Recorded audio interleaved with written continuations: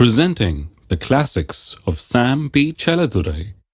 Sam P. Chaladurai அவர்களின் போதனை களஞ்சியத்திலிருந்து. விசுவாச அறிக்கை தான் விசுவாசிக்கு பெருசா இருக்க வேணும். இந்த அறிக்கையில என்னவெல்லாம் இருக்க வேண்டும் என்று சொல்லி 5 காரியங்களை உங்களுக்கு நான் சொன்னேன். எப்படி இந்த 5 காரியத்தை எந்நேரமும் நாம் எடுத்து வைத்து அறிக்கை செய்ய முடியும் என்று நடைமுறையில கற்பித்துக் கொண்டு வருகிறேன். முதலாவது என்ன செய்ய வேணும்? இந்த 5 காரியத்தை அறிக்கை செய்ய வேண்டும் என்று சொன்னால், ஒன்று, அவருக்குள் கிறிஸ்துவுக்குள் என்கிற இந்த 2 வார்த்தைகளையும் பவுலின் நிருபங்களிலே முக்கியமாக கண்டெடுத்து அவைகளை அப்படி அறிக்கை செய்ய வேணும். இரண்டாவது, மனிதனை தேவன் உண்டாக்குன போது எப்படி உண்டாக்கினார்? ராஜாவை போல உண்டாக்கினார். உங்கள் ஒவ்வொருவரையும் ஒரு ராஜாவை போல, ஒரு ராணியை போல அவர் காண்கிறார். நீங்க என்னைக்கு உங்களை அப்படி காண்கிறீர்களோ அப்பதான் ராணியை போல, ராஜாவை போல வாழப் போகிறீர்கள். அப்ப அதை அறிக்கை செய்யணும். என்னை ஆண்டு கொள்ளும்படி அவர் உண்டாக்கினார். ஆண்டு கொள்றதுன்னா ராஜா தான் ஆண்டு கொள்ளுவான், அதெல்லாம் சொல்ல. மூன்றாவது, இன்னொன்று செய்ய வேண்டும். அது என்ன?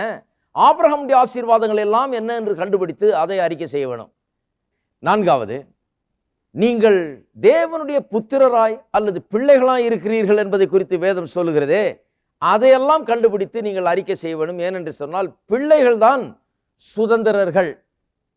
ஐந்தாவது, நீங்கள் யார் என்று வேதம் என்ன சொல்லுகிறதோ நீங்கள் அப்படியே இருக்கிறீர்கள் என்று நீங்களும் சொல்லுங்கள். அடுத்தது, ஆறாவது, confess what the word says you can do. நீங்கள் எதை செய்ய முடியும் என்று வேதம் என்ன சொல்லுகிறதோ அதை நீங்கள் செய்ய முடியும் என்று சொல்லி அறிக்கை செய்யுங்கள். ஐ ஆம் ஸ்டேட்மெண்ட்ஸ் சொன்ன இல்லையா, இப்போ ஐ கேன் ஸ்டேட்மெண்ட்ஸ். ஐ ஆம், நான் இன்னவா இருக்கிறேன்னு சொல்றது ரொம்ப முக்கியம். ஆனா அடுத்தபடியாக சென்று என்னால் என்னவெல்லாம் முடியும் என்பதை நான் அறிக்கை செய்வது ரொம்ப முக்கியமானதா இருக்கிறது.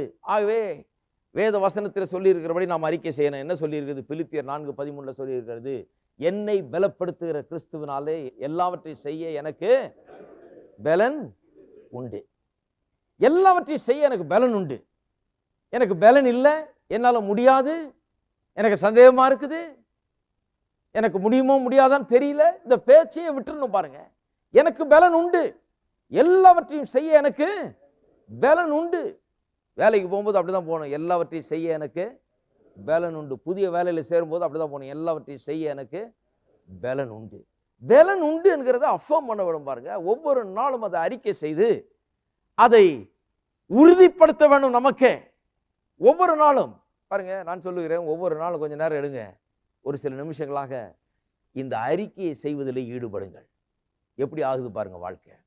நான் என்ன செய்ய முடியும் என்று வேதம் சொல்லுகிறதோ அதை அறிக்கை செய்யுங்கள்.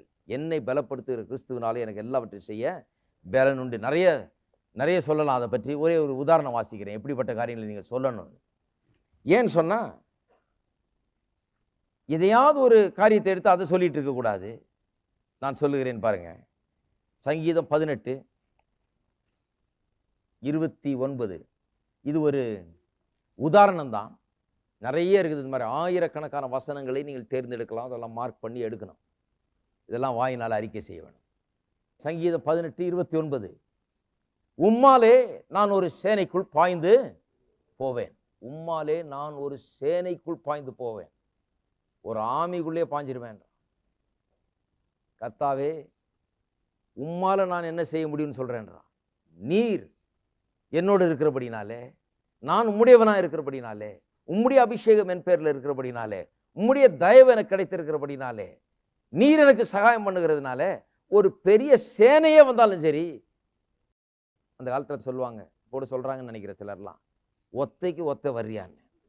சண்டை வந்துருச்சுன்னா பசங்க பேசிக்குவாங்க, நம்ம மெட்ராஸ் பசங்க பேசிக்குவாங்க, ஒண்டிக்கு ஒண்டி வர்றியா. இது ஒண்டிக்கு ஒண்டி கிடையாது, இது ஒத்தைக்கு சேனையிலே பாயிறேன்றாங்க. எத்தனை பேர் வந்தாலும் சரி நான் பாயிறேன்.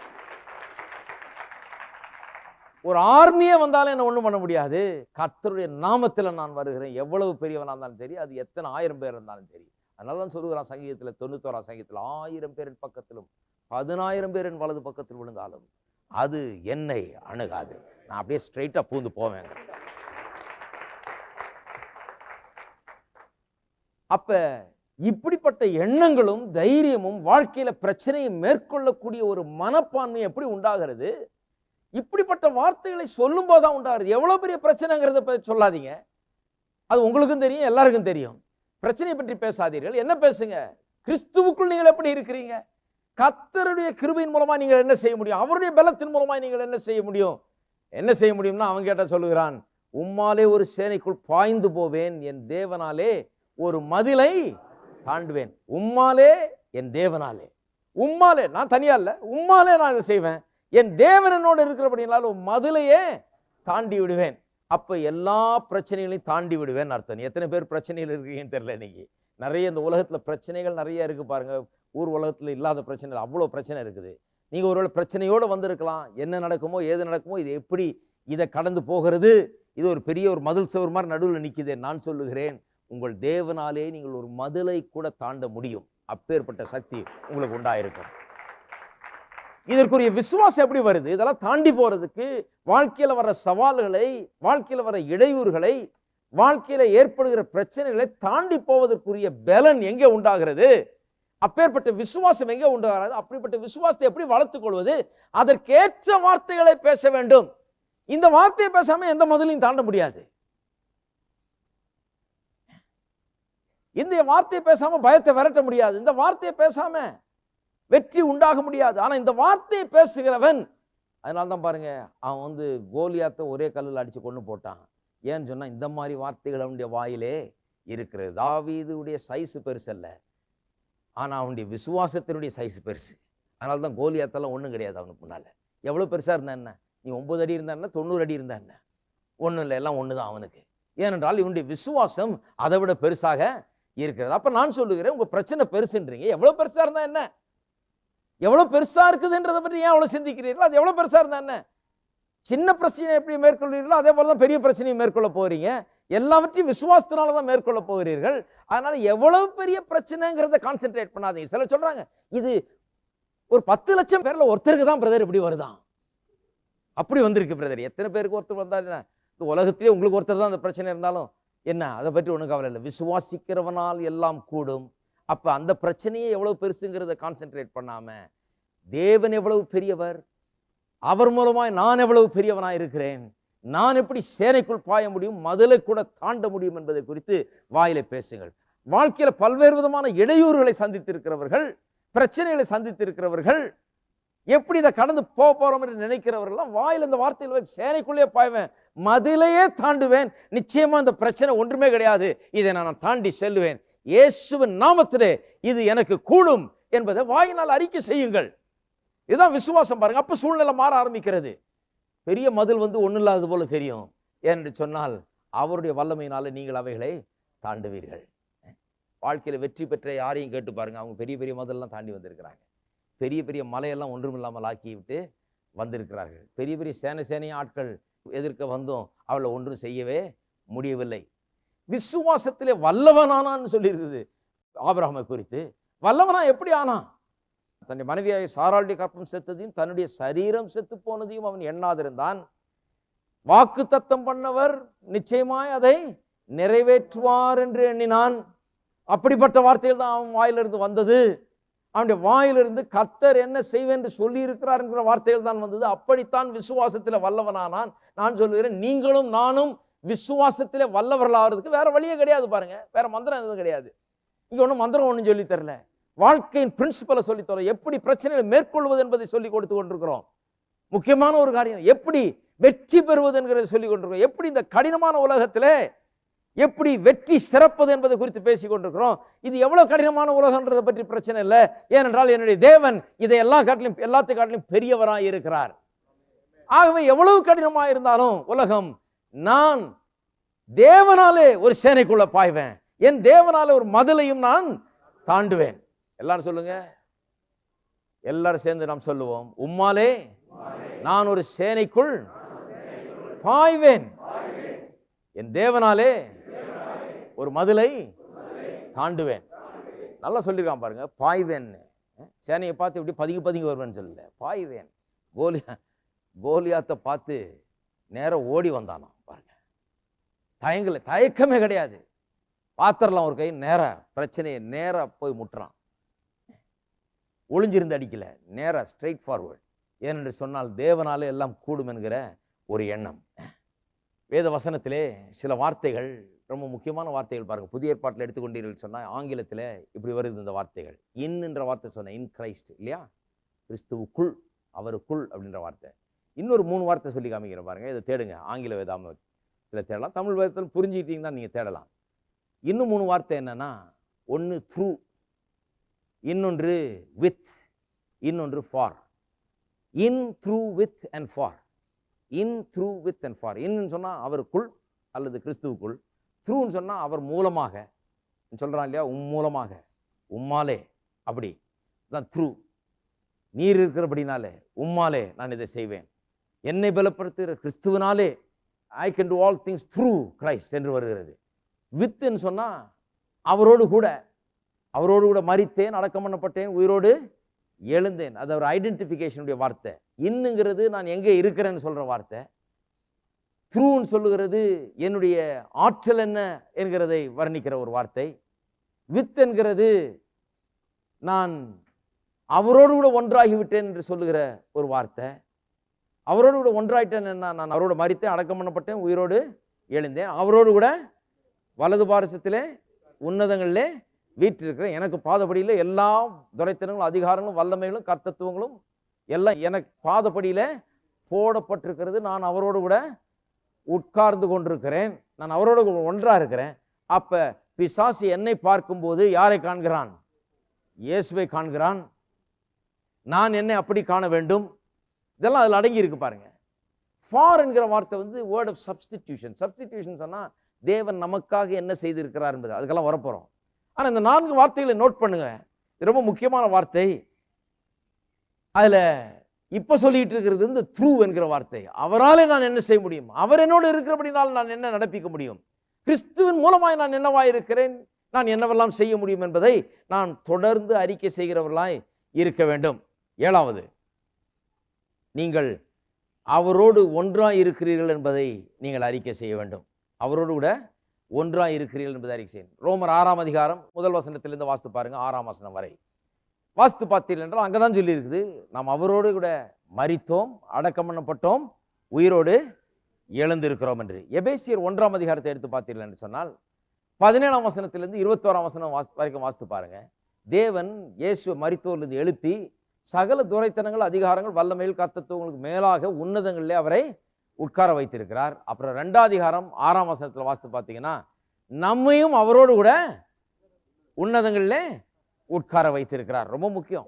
1ஆம் அதிகாரத்தோடு நிறுத்திடக்கூடாது. 2ஆம் அதிகாரம் 6ஆம் வசனத்தையும் வாசித்து பார்க்கணும். அவர் அங்கே உட்கார வச்சவர் நம்மளை இங்கே விடலை, நம்மையும் தூக்கி அங்கே உட்கார வச்சிருக்கார். என்ன அர்த்தம்? நமக்கு எப்பேற்பட்ட அதிகாரம் இருக்கிறது, வல்லமை இருக்கிறது, நாம் எப்பேற்பட்டவர்களாக இருக்கிறோம், அவரோடு கூட இருக்கிறோம். அவர் என்னவோ அப்படிதான் நாம் இருக்கிறோம். அவர் எந்த ஸ்தானத்தில் இருக்கிறார் அந்த ஸ்தானத்தை நமக்கு கொடுத்திருக்கிறார். அவர் எப்படி இருக்கிறார் அப்படிதான் நாமும் இருக்கிறோம். அவரோடு கூடவே அவர் உட்கார்ந்து இருக்கிற இடத்திலேயே வலது பாரசத்திலே நம்ம உட்கார வச்சிருக்கிறாரு. அவரை வலது பாரசத்தில் நம்ம இடது பாரசத்திலே உட்கார வைக்கல அப்படின்னா வேறன்னு சொல்லலாம். ஏன்னா வலது பாரசம் ரைட் ஹேண்ட்னா ரொம்ப முக்கியமான இடம், லெஃப்ட் ஹேண்ட்னா கொஞ்சம் குறைவு. 2 கையில் எந்த கை ரொம்ப முக்கியம்? ரைட்டு தான் ரொம்ப முக்கியமாக சொல்கிறோம் இல்லையா? அதான் ரைட் ஹேண்டு. ரைட் ஹேண்டில் அவரை உட்கார வச்சார், நம்ம லெஃப்ட் ஹேண்டில் உட்கார வைக்கல. நம்மளையும் ரைட் ஹேண்டில் தான் உட்கார சொல்லியிருக்கலாம். அப்போ அவர் அங்கே உட்காரட்டும், அவர் உன்னோட முக்கியம், நீ இங்கே உட்காருன்னு சொல்லியிருக்கலாம். அவர் சொல்கிறார், இல்லை இல்லை, நீயும் அவரும் ஒன்று, அங்கே உட்காரு, அவரோடு கூட உட்காரு. ஏனென்று சொன்னால் உனக்கும் அவருக்கும் நான் வித்தியாசத்தை பார்க்க போகிறது இல்லை, நீயும் அவரும் ஒன்று என்று சொல்லி அப்படி உட்கார வைத்திருக்கிறார். அப்போ நான் அதை அறிக்கை செய்ய வேண்டும். ரோமர் 6ஆம் அதிகாரத்தை அறிக்கை செய்ய வேண்டும், எபேசியர் 1ஆம் அதிகாரத்தை அறிக்கை செய்யணும், எபேசியர் 2ஆம் அதிகாரத்தை அறிக்கை செய்ய வேண்டும். நான் அவரோடு கூட ஒன்றாய் இருக்கிறேன் என்பதை நான் அறிக்கை செய்ய வேண்டும்.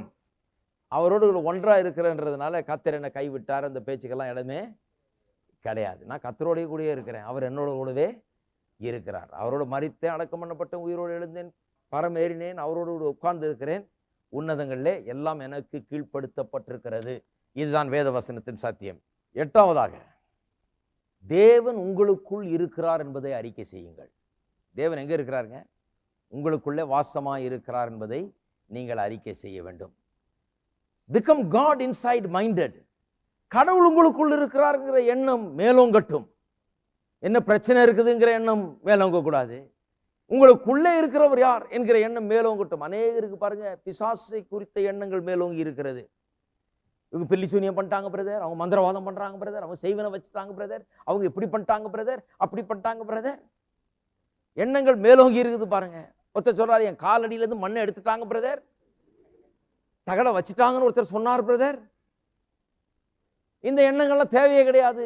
ஏனென்று சொன்னால் தேவன் உங்களுக்குள் இருக்கிறார் என்கிற எண்ணம் வந்துருச்சுன்னா என்ன சொல்லப்பட்டிருக்கிறது? 1 யோவான் 4ஆம் அதிகாரம் 4ஆம் வசனத்தில் சொல்லப்பட்டிருக்கிறது, உலகத்தில் இருக்கிறவனை காட்டிலும் உங்களுக்குள் இருக்கிறவர் பெரியவர்.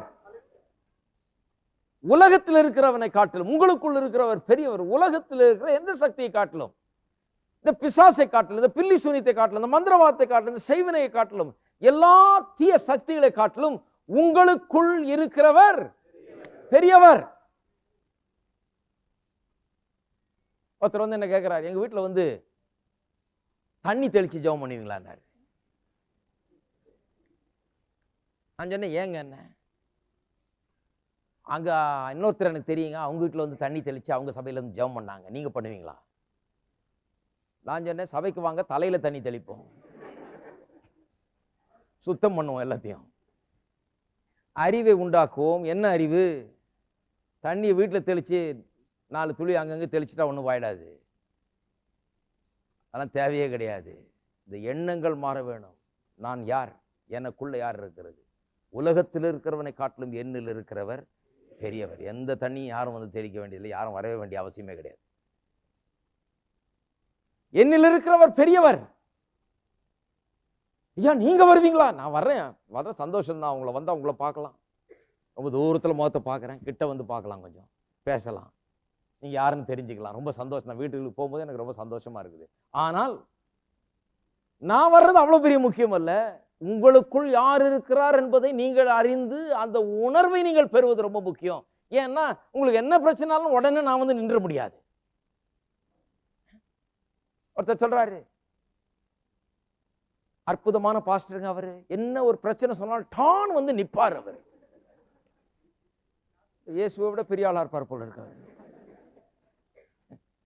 இயேசுவை பற்றி எண்ணமே கிடையாது பாருங்க. இயேசு அங்க இருக்கிறார்ன்றது எண்ணமே கிடையாது, தேவன் அங்க இருக்கிறார்ன்ற எண்ணமே கிடையாது. அவரும் அப்படிதான் சொல்லி வச்சிருக்கிறார். உங்க பாஸ்டர் வருவாரா, நான் வந்து டான் அங்க நிற்பேன். நான் சொல்ல, நீங்க வந்து நின்று என்ன பிரயோஜனம்? நீங்க என்ன பண்ண முடியும்? தேவன் சொல்றார், நான் உனக்குள்ளாகவே இருக்கிறேன், உலகத்தில் இருக்கிறவனை காட்டிலும் உங்களில் இருக்கிறவர் பெரியவர். அதனால நான் என்ன சொல்றேன், நான் வந்து என்ன பண்ண போறேன், கடவுள் உங்களுக்குள்ள இருக்கிறார், அவர் பெரியவராய் இருக்கிறார். இந்த உணர்வு மேலோங்கும் போது எல்லா பிரச்சனைகளையும் நீங்கள் மேற்கொள்ள முடியும். இதுக்கு ஒன்று யாரும் வந்து டான் ஒன்று வந்து நிற்க வேண்டியதில்லை. அவங்க வராதனால இது போயிடுச்சுன்னு ஒன்றும் சொல்லவும் முடியாது, இது கெட்டு போச்சுன்னு சொல்ல முடியாது. யாரும் வந்து டான் நிற்க வேண்டியதில்லை. அவர் சொல்றாரு, நான் உன்னை விட்டு விலகுவதும் இல்லை, உன்னை கைவிடுவதும் இல்லை.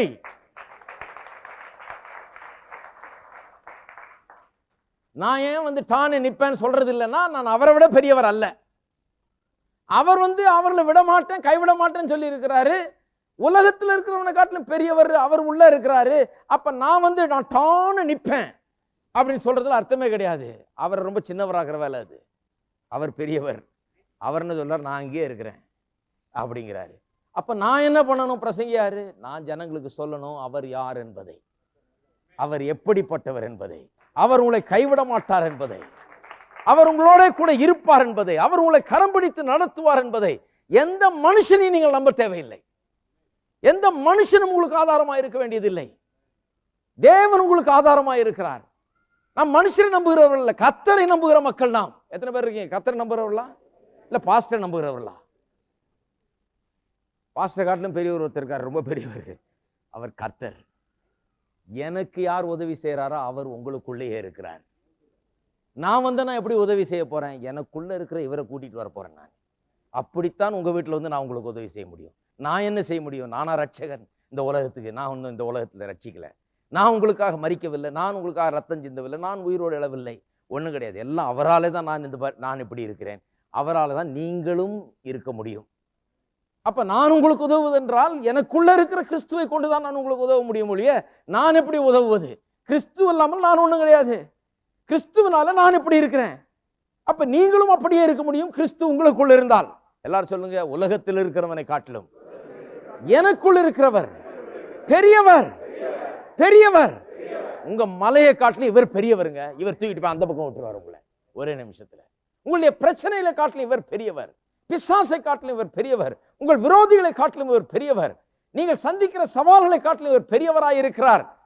இவர் பெரியவர், பெரியவர், பெரியவர். அவர் எனக்குள் இருக்கிறார், எனக்குள் இருக்கிறார், எனக்குள் இருக்கிறார் என்பதை அறிக்கை செய்யுங்கள். அதுதான் விசுவாசம். விசுவாசம் எப்படிங்க வளரணும்? எப்படி விசுவாசத்துல நான் அதெல்லாம் மேற்கொள்ள தான் சொல்லிட்டு இருக்கிறேன். உலகத்தில் இருக்கிறவனை காட்டிலும் எனக்குள் இருக்கிறவர் பெரியவர். அவர் பெரியவராய் இருக்கிறபடினால் நான் என்னுடைய பிரச்சனையை காட்டிலும் பெரியவன். அவர் பெரியவராய் இருக்கிறபடினால் பிசாசை காட்டிலும் நான் பெரியவன். ஹலோ, ஒருத்தர் சொல்றாரு, என்ன இருந்தாலும் பிசாசு நம்மளோட பெரிய ஆள் இல்லைங்களா? கிடையாது, தப்பு, தப்பான தியாலஜி. நான் அவனை விட பெரியவன், பிசாசை விட பெரியவன். கிறிஸ்து அப்படி ஆக்கி விட்டார். அவருடைய காருண்யம் என்னை பெரியவனாக்கி விட்டது. அவனை காலில் போட்டு மிதிக்கிற அளவுக்கு என்னை பெரியவனாக்கி விட்டது அவருடைய தயவு. அப்போ இதெல்லாம் அறிக்கை செய்தால் தானே விசுவாசம் வரும். இதெல்லாம் ஒன்றும் சொல்லாமலே இருந்தா பிரச்சனையே யோசித்துக்கிட்டு இது என்ன ஆகுமோ? சிலர் நினைக்கிறாங்க விசுவாச வாழ்க்கைன்னா அவங்களுக்கு என்ன நினைப்பு, ஆண்டவரே இன்னைக்கு எக்கு தப்பா எதுவும் நடந்துடக்கூடாது, எப்படியாவது காப்பாற்ற ஆண்டவர். அதுதான் விசுவாச வாழ்க்கை. தப்பு எதுவும் நடந்துடக்கூடாது, பிரச்சனை எதுவும் நடந்துடக்கூடாது. நல்லது நடக்கல, ஒருத்தர் சொல்ற நல்லது நடக்கலனாலும் பரவாயில்ல பிரதர், கெட்டது எதுவும் நடக்காது இருக்கணும். என்ன அருமையான விசுவாச வாழ்க்கை பாருங்க. இதெல்லாம் விசுவாச வாழ்க்கை கிடையாது. விசுவாச வாழ்க்கை என்றால் சொன்ன என்ன? என் தேவன் நல்லவர், அவர் நல்லவைகளை மாத்திரமே செய்கிறவர். ஆகவே எனக்கு நல்லது மட்டுமே நடக்கும். 1000 பேர் தீமை செய்ய நினைத்தாலும் அதை கர்த்தர் எனக்கு நன்மையாக மாற்றுவார். குழியில தூக்கி போட்டா நான் மேல வருவேன், யோசேப்பு மாதிரி. ஏனென்று சொன்னால் என் கர்த்தர் என்னுடனே கூட இருக்கிறார். அவர் என்னை விட்டு ஒருபோதும் விலகுவதும் இல்லை, என்னை கைவிடுவதும் இல்லை. கர்த்தரை நம்புகிற மனுஷன் பாக்கியவான். கர்த்தர் நல்லவர், அவரை நம்புகிற மனுஷன் பாக்கியவான் என்று எழுதியிருக்கிறது. இதெல்லாம் வாயினால அறிக்கை செய்ய வேண்டும். அறிக்கை செய்யும் போது நம்முடைய வாழ்க்கையில் ஒரு பெரிய மாற்றம் ஏற்படும். நம்ம பிரச்சனையை வேற விதமா சிந்திக்க ஆரம்பிக்கிறோம், வேற விதமாய் பார்க்க ஆரம்பிக்கிறோம். பிரச்சனையை பற்றியே பெருசா பேசிக்கிட்டு இருக்கக்கூடாது. எல்லா மலையை காட்டிலும் பெரியவர் உங்களுக்குள்ள இருக்கிறாரு. இந்த மலையெல்லாம் ஒண்ணுமில்லாமல் ஆக்கக்கூடியவர் உங்களுக்குள்ள இருக்கிறாரு. ஆகவே நீங்கள் மலையை பெயர்க்கக்கூடியவர்களாய் இருக்கிறீர்கள். இருக்கீங்களா? உலகத்தில் இருக்கிறவனை காட்டிலும் உங்களுக்குள்ள இருக்கிறவர் பெரியவர்.